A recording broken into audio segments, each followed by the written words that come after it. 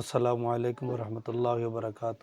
সম্মানিত ফেসবুক বন্ধুরা, আপনাদের সঙ্গে একটি গুরুত্বপূর্ণ একটা আমলের কথা বলি। এই আমলটা যদি করেন, যত ধরনের মুসিবত আছে আল্লাহ পাক মুসিবত দূর করে দেবেন।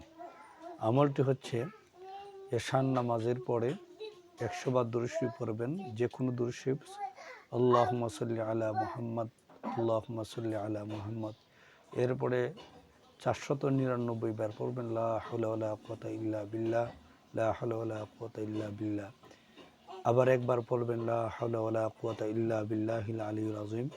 আবার 100 বার পড়বেন দুরূদ শরীফ।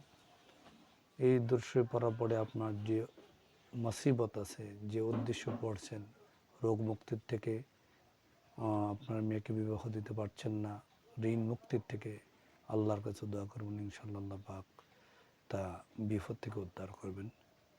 সবাই শেয়ার করবেন। আলহামদুলিল্লাহ।